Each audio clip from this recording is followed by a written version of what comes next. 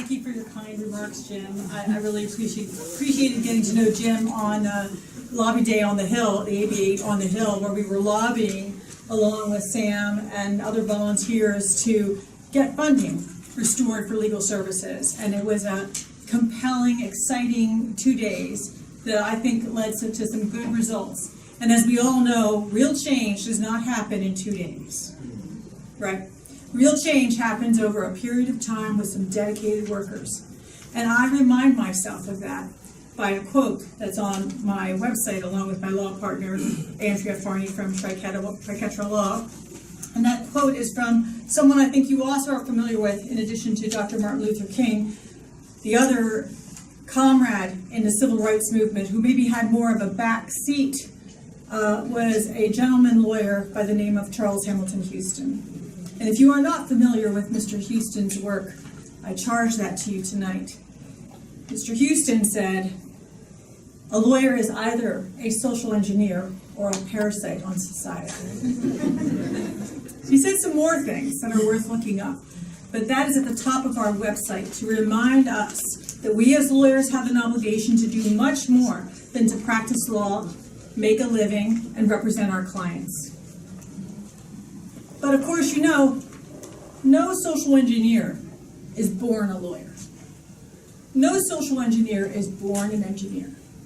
You become that through your life experiences. And while you can read about some of my background in the Pennsylvania lawyer, and I ask you to go ahead and do that if you'd like something to put you to sleep.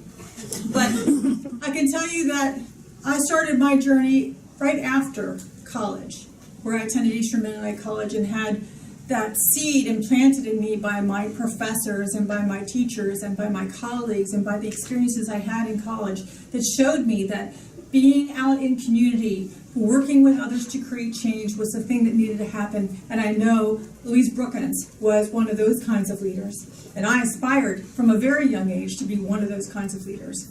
So after I graduated from college, I immediately started working, doing that working against the windmill, that Don Quixote work, you know, where you're just riding against the windmill. And it was the advocacy for getting the American army out of El Salvador, to let the civil war that was happening end justly, and to make sure that the powers that be in El Salvador let that happen with the people having their voice. And I was a young mother, I was a single mother, out in the middle of Lancaster Square, with a serape over me, handing out pamphlets to people and telling them how it was wrong that we were interfering with another sovereign government where people needed to have their voice.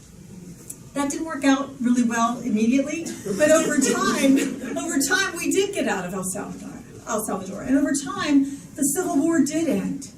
And over time, peace did come to that country. There's still a lot of work to do, but we have to take note of the things that we have accomplished. My next step in my social engineer work was closer to home and hit me on a more personal level. As you all may recall, those of you that are old enough to be MLK Intern alumni for over 20 years, you might recall that in the 1980s, we had this epidemic happening with gay men, and it was called AIDS. And people were dying. Talk about healthcare issues today. People were dying because of what was happening in the gay community and the lack of healthcare response. And we did nothing, and we knew something was happening. So in Lancaster County, you might think, little Lancaster County, you know, she's out there marching against El Salvador, and now she's working with the AIDS network. You know, it was exactly where I needed to be. It was exactly the voice that needed to be happening. Delivering clean syringes and bottles of chlorine, knocking on doors and leaving pamphlets, handing out free condoms. It was boots on the ground work, and it needed to happen. And I felt compelled to do it because I knew at least that might save someone's life. And if there's nothing else we can do to show love, it is to promote the saving of another person's life and to improve the quality of their life. And during this time, I was a young mother, I was a single mother, I was struggling with my own economic security, and yet I knew that I was called to do things for others. And so the next step I took in terms of social engineering was volunteering for a rape aid center. because I found my colleagues and friends, my women friends who were empowered to go to college, my women friends who were working in professional situations, were out there struggling because they were dealing with sexual assault survival issues. They were handling it every day, that they worked with coworkers where they felt there were power and control issues. And they were in crisis. And so I volunteered to go to emergency rooms and to hold someone's hand and to stand by them when they went to court. And I saw how the criminal legal system, I won't call it a justice system, but I saw how the criminal legal system responded to victims. And I saw the power that discretion had in the courts. And I knew we needed to do more to bring voice to people who needed that voice. After that, I saw some intersectionality. I saw some connection also between women who were white and women who were brown and women who were black. And of course, being raised cross-culturally, I already knew that existed, but seeing it in the context of sexual assault made me think that I needed to do more to end racism. So I worked with the YWCA community conversation on racism, a racial justice committee, and tried to develop a discussion in Lancaster County in the early 90s about racism and how we as a community need to end it. You know, sometimes just having a discussion about something that's hard to talk about is what needs to happen, because that at least brought the community together and we had an activity. It might be benign in your eyes, but the activity was the Race Against Racism, and it was happening all across the country, and as a result of that conversation, we had it coming to Lancaster County. And that brings people of like-mindedness, of focus on ending racism and bias to come together and brings them to more opportunities to do the work we need to do as a community to respond to those who need justice, who need equality. I cannot end my journey to being a social engineer without mentioning my next step. My decision to go to Widener, my decision to be a public interest attorney, and my decision to join legal services would not have happened but for the opportunity that I had to work at legal services in Lancaster County because I was offered an MLK internship.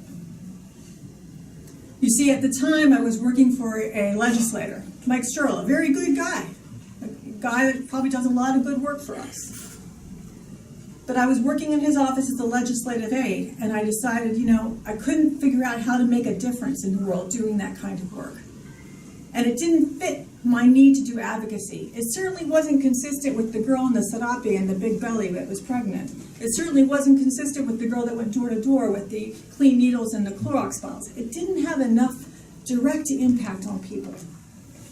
So I applied for the MLK Internship program thinking, well, being a lawyer, going to court, maybe I can do some good. It was like coming home. It was like stepping into a warm bath. I was surrounded by advocates like Sam Milkus, like Michael Goldberg, like Paul Sternberg, like Valerie Case, who all took to heart the call to be social engineers for justice. And I knew from day one that this was the place that I was meant to land. So you see, my journey to being a social engineer started way before I was a lawyer. And to this day, I know that I have to do a lot to continue to be a real social engineer. You have to have a focus on economic security, because poverty will not end if we don't think 2 steps ahead about how to promote economic security individually and as communities. You have to advise clients about permutations. I was just talking to Lavelle about being an employment law attorney. I feel the need to connect with him so I can learn more about healthcare and provide that advocacy and understanding and advice to my clients about the transitions that will happen as they leave employment and go into unemployment and then secure new employment. You have to have compassion. You cannot be a true social engineer if you don't have compassion, love, and forgiveness, not only in your heart, in your hands, but in your head. You cannot reach people where they are at if you don't have love and compassion. So why is this MLK program so important to me? We come every year to this reception. I'm going to tear up here a little bit, but we come every year because it means so much to me. to promote this pipeline. This is so much more than a pipeline. It's a recognition that there are many barriers to success. And the people that organize this program have identified those barriers and then taken steps to remove them. Whether it's housing, whether it's coming up with a long-term fellowship, whether it's coming up with a real permanent job later on. You have seen what the barriers are. It's not just about training and a weekly paycheck and giving someone a desk and a computer. It's so much more. You got it.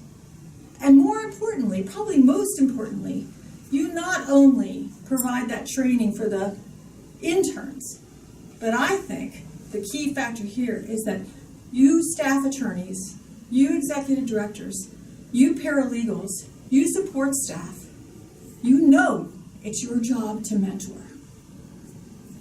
You know it's your job to connect with that intern in a way to help them understand not only their clients, but the community and the intersectionality of poverty. And I thank you so much for that. There's nothing more treasured than that connection. And I know I've gone on too long, but I have to say just a few more things in closing. You know, I have to ask the question, am I a parasite or am I a social engineer for change? And how do I evaluate that? Well, I asked 3 questions. Am I working collaboratively? Am I teaming up with other people to work on problems that have been identified by the experts like you? If you're not, if you're thinking to yourself, well, I work in my bubble, you know, and Jim, you're not working in a bubble because you're serving on this community here. But if you work in a bubble and you're not going outside of that bubble and you're not extending yourself to the Healthcare Law Project or the Community Justice Project or to any other legal services project or anti-poverty program, then you're not part of the solution. So collaborate and work together. The other question I ask is, am I being political? And that doesn't mean I give money to a candidate or I run for office or I choose a candidate or vote. It's about having timing. Timing for when you ask and how you ask. And I learned that from Art Reed, who I hope is still in the room. One of my favorite mentors. And then the third question is, do you have the personal support and are you giving the personal support you need to those that are around you that also show you love and compassion? And I do, because I have Andrea, my law partner and best friend. Andrea, who also served as a legal services attorney for over a decade, who also had a loan forgiveness program that helped her make the transition to do public interest law, who also is the beneficiary of understanding the intersectionality between poverty, sex, and race. You need to surround yourself by those people. We're all here. That's why coming here, to me, is like coming home. And so at the end of the day, when I ask myself, am I a parasite or a social engineer for change? I know. I might not be there yet. After all, I was born this way. But you give me the opportunity to become the engineer I want to be. And I thank you so much for that.